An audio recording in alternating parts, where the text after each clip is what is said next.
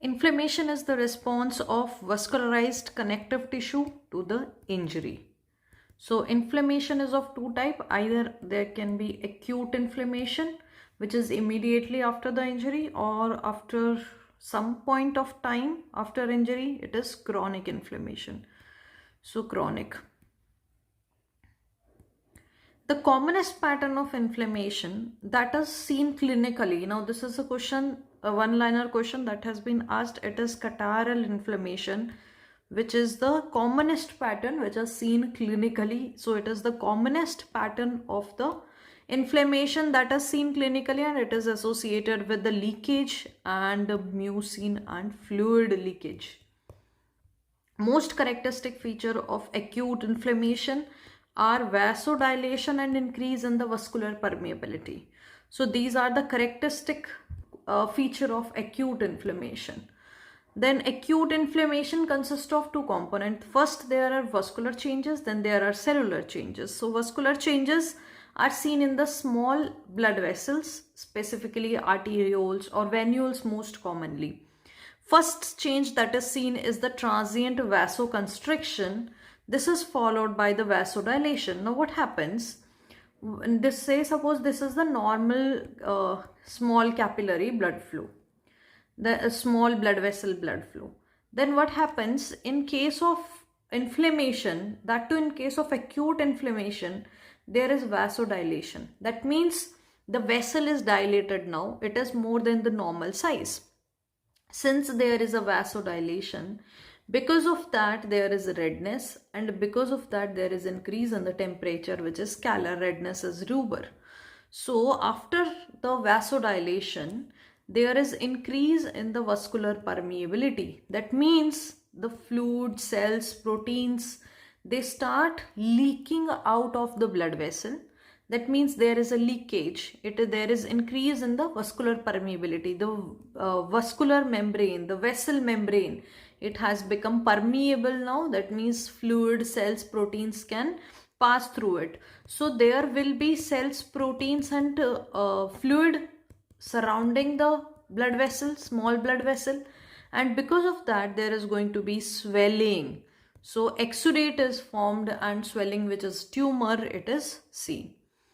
Afterwards there is stasis of the blood flow. There the blood flow slows down, and since there is vasodilation, blood cannot run through the same speed, and there is increased chances of the thrombus as well as clot formation.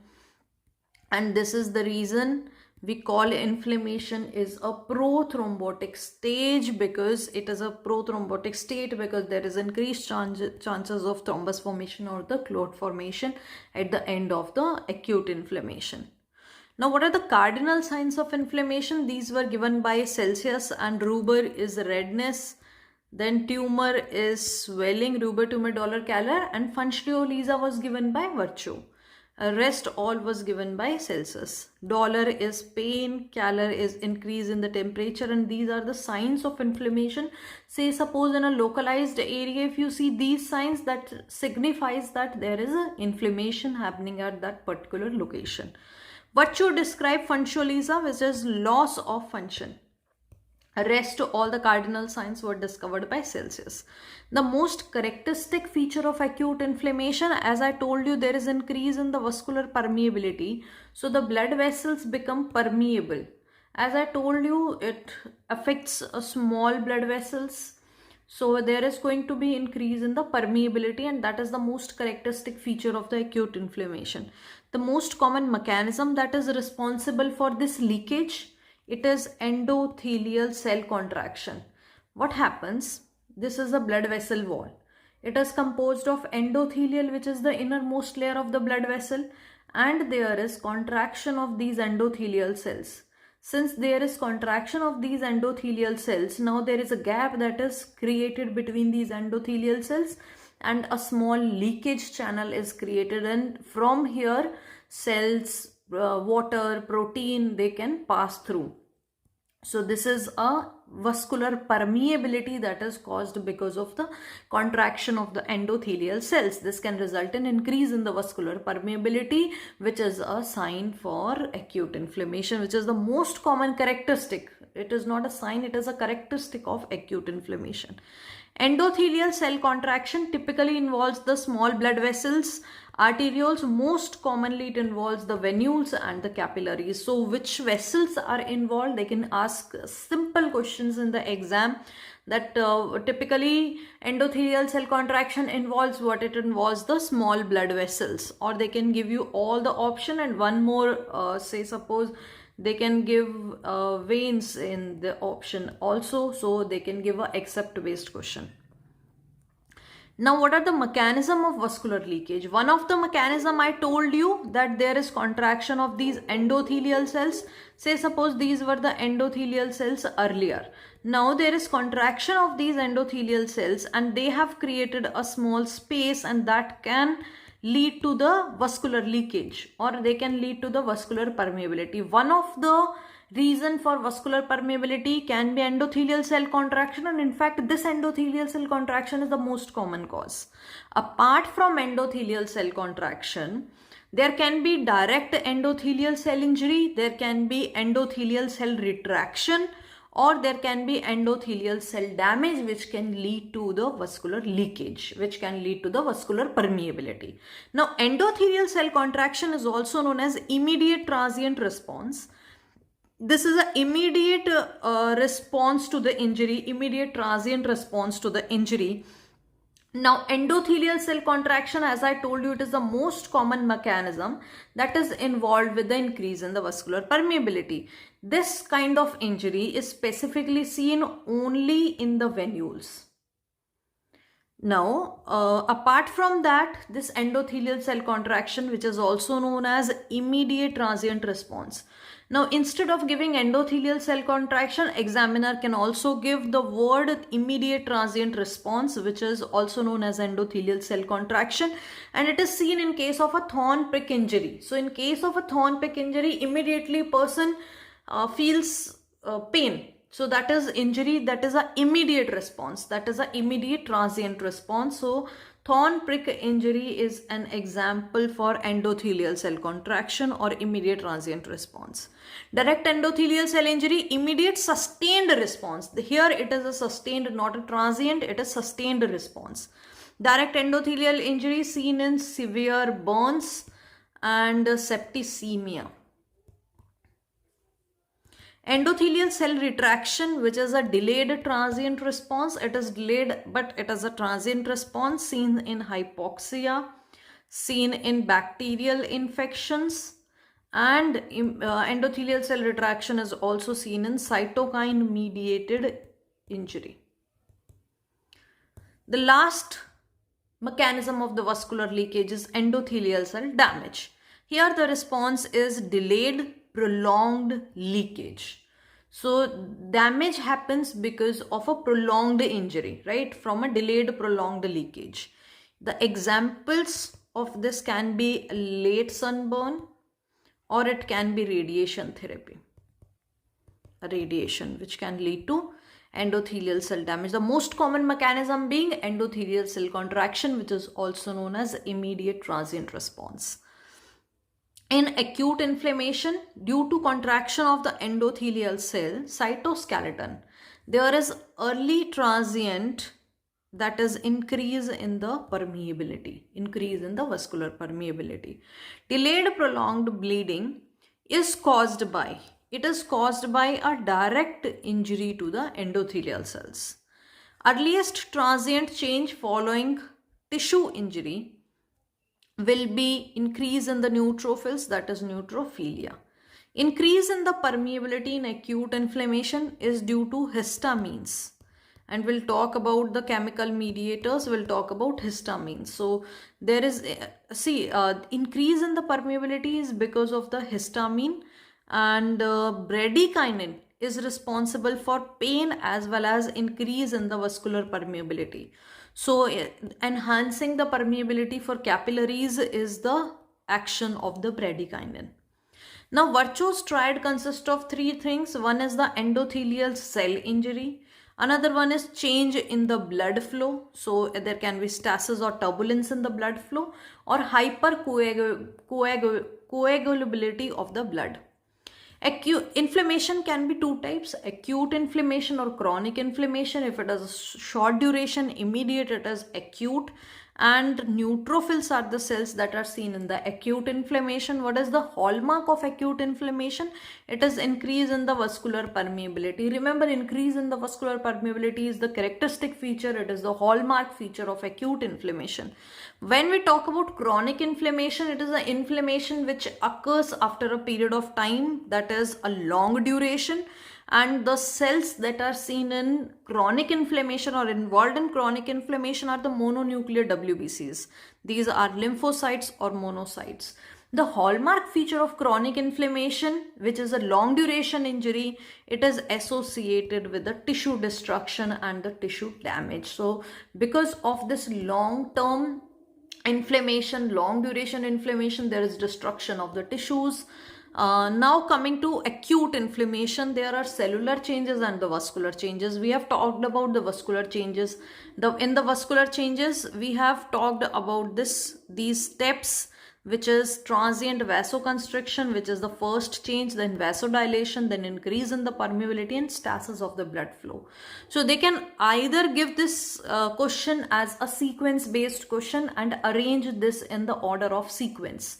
So remember, when we are studying this inflammation chapter, then there can be a question asked in the sequence order. So you have to remember what are the steps that takes place, what is the sequence of these steps. First change is the transient vasoconstriction. First is vasoconstriction, then there is a vasodilation of the blood vessel, and then there is leakage, that is increase in the vascular permeability, and then the stasis of the blood flow. These were the vascular changes. Coming about cellular changes, cellular changes can take place inside the blood vessel or outside the blood vessel. Intravascular, that means inside the blood vessel, the cellular changes, the first change is margination. Now what happens? In margination, the WBC move normally in the center, but here in case of margination, which is the step of acute inflammation, these WBC move from center of the blood vessel towards the margin. As the name suggests, WBC come to the margins of the blood vessel. So this is margination. So instead of these WBC flowing into the center, they start coming to the margins. This is margination, the first step of the intravascular cellular change. Second step of the intravascular cellular change is rolling. Now what happens? Say suppose this is the endothelial cells of the blood vessel. Here we have the molecules which are selectins. So these molecules are selectins.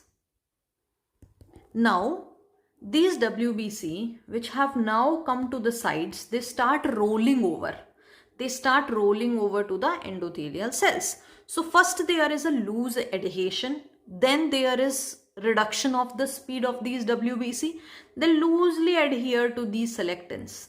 They will loosely adhere to these selectins and they start rolling over these selectins.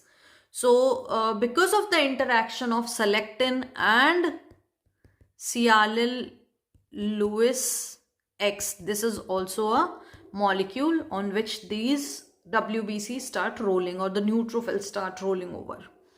So selectins, which is also known as CD62. Now the rolling takes place. First there is loose adhesion, there is decrease in the speed of these neutrophils, and then the rolling over of the neutrophils takes place. So we have different kind of selectins such as selectin E, selectin P, selectin L. As the name suggests, selectin E is expressed on the endothelial cells. These are the cells which we talked about. Selectin P on the platelets and selectin L on the lymphocytes, as the name suggests. After rolling over of these WBCs or neutrophils, then there is adhesion of the neutrophils. So for adhesion, we have ICAM or VCAM. So ICAM is the intracellular adhesion molecule. VCAM is the vascular cellular adhesion molecule. So we have ICAM or VCAM, on which these neutrophils firmly adhere. On top of that, we have integrins. So they are helpful in adhesion of the neutrophils. So the integrins or ICAM or VCAM are responsible for the firm adhesion.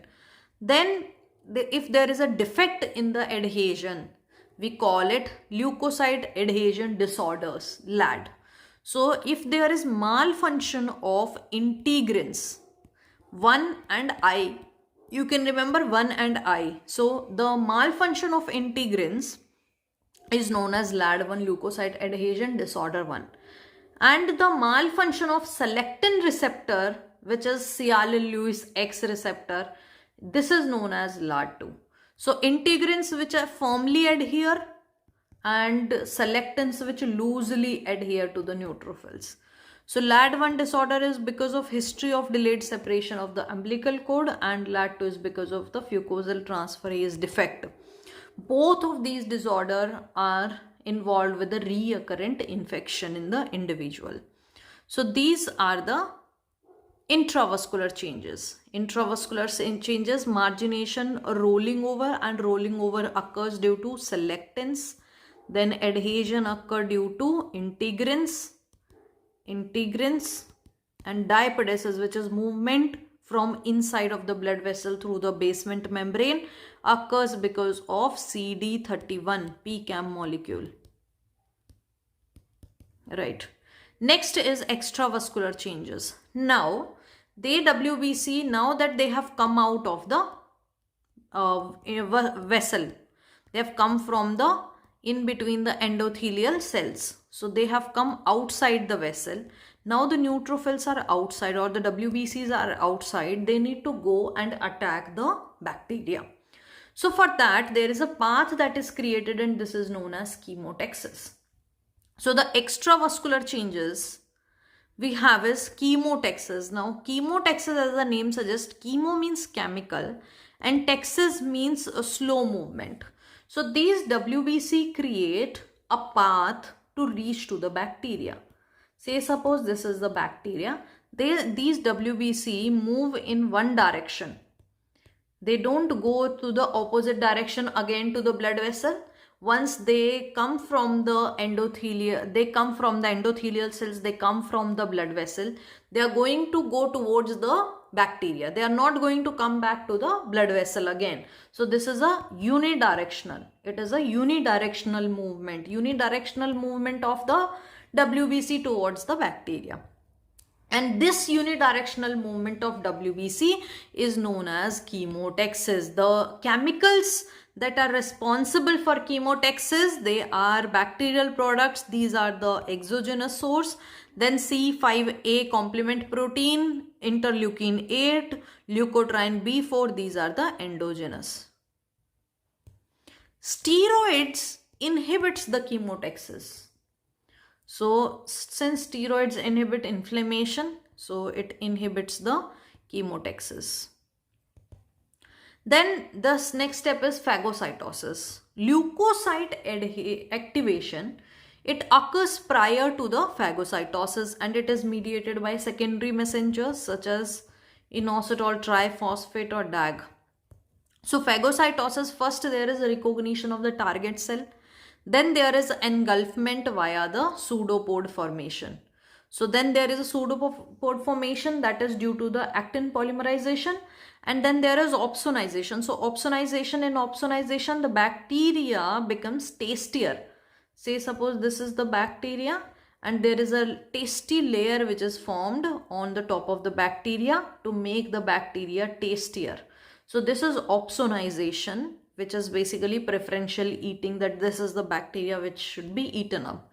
So there are opsonins, for example, Fc fragment of immunoglobulin G or C3b or fibrinogen or C-reactive peptide. First step in phagocytosis is recognition of the target cell. Then the second step is engulfment, and the third step is going to be the killing of the bacteria, right? Then the bacteria is killed. Once it has become tastier, then it is killed. Now, in engulfment, how neutrophil is going to, or WBC is going to engulf the bacteria. First it forms pseudopod, then it makes the bacteria tastier, and then there is antibody formation for the bacteria. So basically immature B cells, in presence of B cell tyrosine kinase, it forms the mature B cells.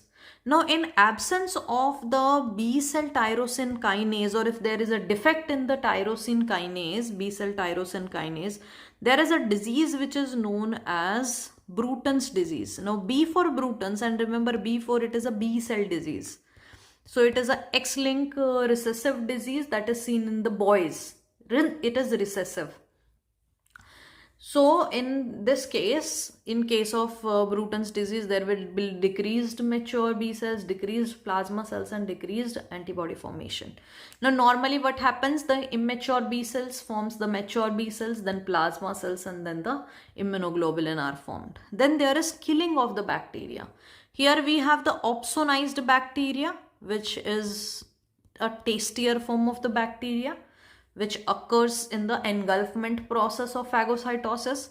Now this opsonized bacteria is taken up by List protein. List protein is lysosomal transferase protein to the lysosome. So this opsonized bacteria is taken to the lysosome by the List protein. If there is absence or defect in the List protein, which is a lysosomal transferase protein, transfer protein, if there is defect in this List protein, it is known as Chidiac-Higashi syndrome. Now, List protein is required for normal functioning of neutrophils, platelets, melanocytes, and the neural cells. Since it is responsible for normal functioning of these cells, if there is defect in List protein, all these cells will be defective. So there is going to be recurrent infections. So the symptoms of Chidiac-Higashi syndrome you can remember from CDA. So C is, you can remember, CNS features, that is because of decrease in the decrease in the myelin. Then HE is hemorrhage. The hemorrhage is because of the platelet defect. As I told you, it is the normal function of the List protein. Then D is decreased, I is immunity, and this is the reason for recurrent infection occurring in the Chidiac-Higashi patients. A is albinism. Albinism is because of the decrease in the melanin. So both melanin as well as myelin is decreased in case of Chidiac-Higashi syndrome, because List protein is required for normal function of melanocytes, neutrophils, the neural cells, as well as the platelets. Now coming back to the extravascular changes. So in extravascular changes, first there is chemotaxis, unilateral movement. Then in phagocytosis, opsonization, engulfment, and killing of the bacteria. Killing of the bacteria occurs via two ways. The most common being is the oxygen dependent pathway. This is the most effective way of killing of the bacteria that occurs in the presence of the oxygen. Oxygen independent killing is when there is absence of oxygen and killing of the bacteria takes place. So oxygen is oxidized by NADPH oxidase. If there is deficiency of this enzyme, it can result in chronic granulomatous disease. Then this O negative, it get converted to hydrogen peroxide by SOD enzyme. Then hydrogen peroxide is converted to hydroxyl group by MPO enzyme. And this hydroxyl group, which is a free radical, so because of the free radical injury, there is killing of the bacteria which takes place. This is the most effective way of killing of bacteria, which is the oxygen dependent pathway. The other pathway in which bacteria can be killed is oxygen independent pathway. In this we have major basic protein, which is basically seen in eosinophils, then lactoferrin, lysosomes. Lysosomes is also present in saliva and tears. And cathepsidin. So cathepsidin is effective against tuberculosis, or deficine. So these are the oxygen independent killing. Now coming to certain important points that are asked as the one-liner. NADPH oxidase helps in generating reactive oxygen intermediates in the neutrophils. Oxidase is responsible for generating oxygen burst, with the neutrophils for killing intracellular bacteria. The prostaglandins derivative not implicated in inflammation, it is PGE2. Secondary granules in the neutrophils is lactoferrin. Acute phase reactants of inflammation are heptoglobulins. LAD1 is defect in the synthesis of integrins. Remember I1, remember you can remember 1 and I, integrins. So it is beta 2 integrins in which there is a defect, can lead to LAD1. Now the preformed chemical mediators, they can be cellular or plasma. Cellular preformed mediator are histamine. Histamine is present in the mast cell. The richest source of histamine is the mast cell. Then serotonin, this is the most important chemical required in the process of acute inflammation, and lysosomal enzyme. Freshly formed mediators, we have nitric oxide, which is derived from arginine, and nitrous oxide does the vasodilation and free radical formation. Histamine and serotonin both are vasodilators and they increase the vascular permeability. Then arachidonic acid metabolites, these are the prostaglandins and leukotrienes. Coming to plasma, we have kinin system, coagulatory system and complementary system, which we'll be talking about in a while. Coming to histamine, the richest source is the mast cells for histamine, and it is derived from histidine. So histamine is derived from histidine. The most important chemical required in the process of acute inflammation, it is serotonin, which is also known as 5-HT. Nitric oxide is derived from arginine. So histamine and serotonin increases the vascular permeability and vasodilation. Nitric oxide, the function is vasodilation and free radical formation. Now coming to arachidonic acid metabolites, first of all there is membrane phospholipid which form arachidonic acid. From this arachidonic acid we have lipooxygenase pathway and cyclooxygenase pathway. From lipooxygenase pathway we have leukotrienes, and from cyclooxygenase pathway we have prostaglandins which are formed. Along with that thromboxane A2 is formed. So this is cyclooxygenase pathway. And if you inhibit this cyclooxygenase pathway, we have to give NSAID. And if you inhibit this process of inflammation, that is conversion of phospholipid to arachidonic acid, we give drugs like steroids. This we have talked about in the pharmacology also.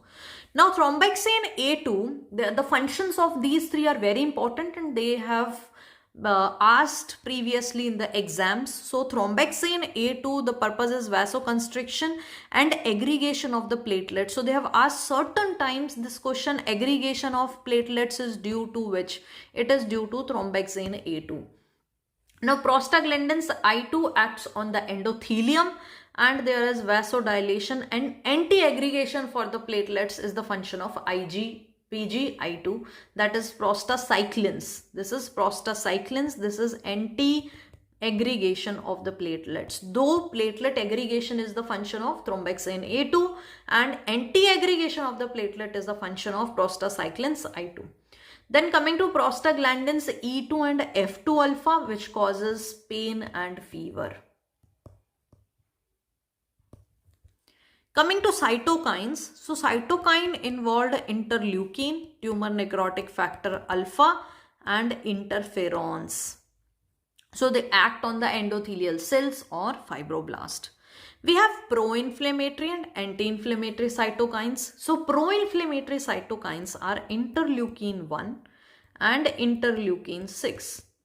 Along with that, pro-inflammatory means these cytokine will cause inflammation. So which is tumor necrotic factor alpha. Tumor necrotic factor alpha is responsible for weight loss, and interleukin 1 and 6 have systemic effects like fever or malaise. Then we have anti-inflammatory cytokines also. So the cytokines we know are responsible for inflammation, but we have certain cytokines which have anti-inflammatory role. So anti-inflammatory cytokines are interleukin 10, interleukin 11, and tumor necrotic factor beta. So tumor necrotic factor beta is a fibrogenic cytokine which is important for wound healing. Coming to kinin system, it starts from factor 12. So remember, factor 12 activates two pathways. One is the coagulation cascade, which is the coagulation pathway. Another one is fibrinolytic pathway. So they can ask you about function of factor 12, which is very, very important. Factor 12 activates two pathway. It activates the coagulation pathway. We'll be talking about coagulation pathway in immunity chapter.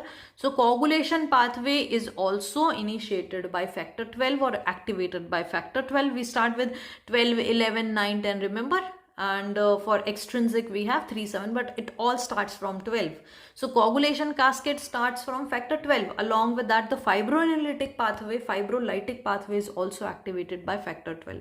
Then we have the product, which is bradykinin. The function of bradykinin, as I already told you, increase in the permeability, increase in the vascular permeability, and pain development is also a function of the bradykinin. Now coming to complement system. Alternative pathway is activated by endotoxins or LPS or cobra venom or immunoglobulin A antibody. Then we have C3b, and the process of phagocytosis occur in the alternative pathway. So all the three pathway, alternative, classical, as well as the lectin pathway. The common pathway starts with C3 converting to C3a. So this is the phagocytosis. Then the opsonization occurs on the C3b. Then the C5 is converted to C5a, and this whole process is of chemotaxis, the inflammation process. Then C5 converted to C5a in presence of C5b, C6, C7, C8, C9. So this is the formation of membrane attack complex, which is MAC, and this is going to lyse the microbes. So this MAC complex will cut the bacteria, it will lyse the microbes. This is the alternative pathway, which starts with which is activated by endotoxin or cobra venom or immunoglobulin A. Then the classical pathway, immunoglobulin M is more important than immunoglobulin G. So remember, in fact, they can ask this also, the classical pathway, the immunoglobulin M, which is more important than G. So classical pathway starts with M. Then there is antigen antibody complex C1, C4, C2. It will convert C3 to C3a. Then we have lectin pathway. In lectin pathway, we start with a mannose binding protein C2 and C4. And it will start the phagocytosis process, which will convert C3 to C3a, and finally forming the MAC complex, which is membrane attack complex, which is C5b to C9. So they can also ask about the MAC complex. The purpose of this MAC complex is lysing the microorganism, lysing the microbes, and this MAC complex is membrane attack complex. They can ask which is MAC complex, which is membrane attack complex. It is C5b to C9. So this is the MAC complex. Complement responsible for activation of lysis of the bacteria. This is MAC complex again. It is C5 to C9. Which Ig activates the alternative pathway? So alternative pathway is IgA, and the classical pathway is IgM, which is more important than IgG. So for M, it is the classical pathway, and for alternative pathway, A for alternate and A for IgA. Apart from IgA, the alternative pathway is activated by endotoxins, LPS, cobra venom, as well as immunoglobulin A antibody. The complement is fixed best by immunoglobulin M. Delayed prolonged bleeding is mediated by interleukins. Interferon gamma activates the macrophages. Prostacyclin is produced by vascular endothelium. Both antibody dependent and independent complement path converge on complement component C5. Acid phosphatase is specific to the monocytes. So it is specific to the monocytes. Basement membrane degradation is mediated by metalloproteinases. Most common cause of chronic granulomatous disease is defect in the enzyme of NADPH oxidase.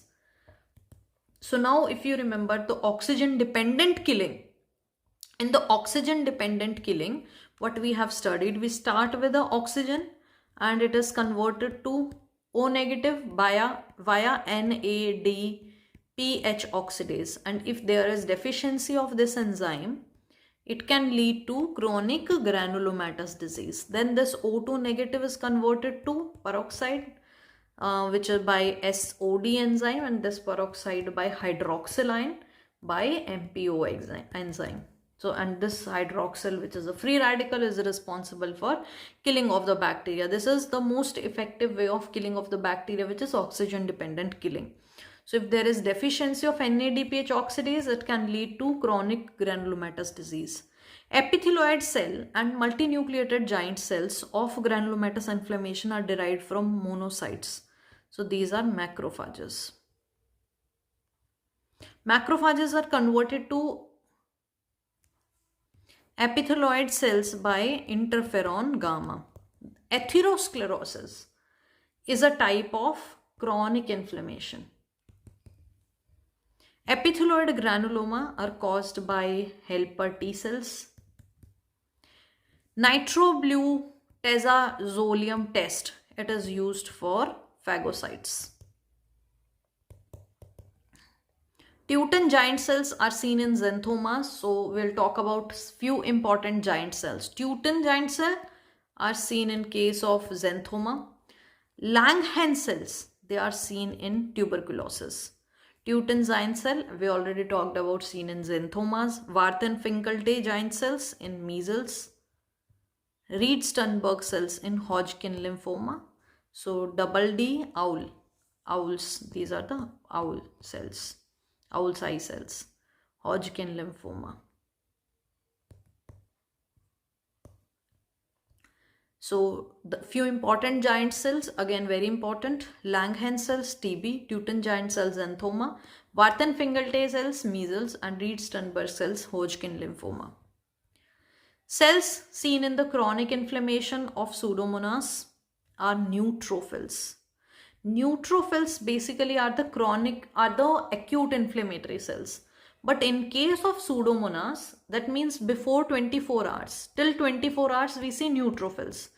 After 24 hours, we see macrophages and other cells. But in case of Pseudomonas infection, even after 24 hours, we see, that is in chronic inflammation also, we see neutrophils. Chronic inflammation, the hallmark feature is tissue destruction and tissue damage. Remember, the characteristic feature or the hallmark feature of chronic inflammation is tissue destruction and tissue damage. That is because of the infiltration of mononuclear cells, that are macrophages and lymphocytes. While on the other hand, the infiltration in acute inflammation is via the neutrophils. Modified macrophages in kidney, we have mesangial cells. In liver, the macrophages are Kupffer cells. Macrophages in the bone is osteoclast. Macrophages in brain is microglia cells, which is also known as jitter cells. And in placental tissues, the modified macrophages are Hofbauer cells. So these are the modified macrophages. They can give you all the options of these cells and they can ask which of the following except is a modified macrophage, or which of the following is a modified macrophage, or they can give which of the following is a modified macrophage in bone. So they can give all the options. They can give modified macrophage is a mesangial cells of which organ. So they can ask about the kidney also.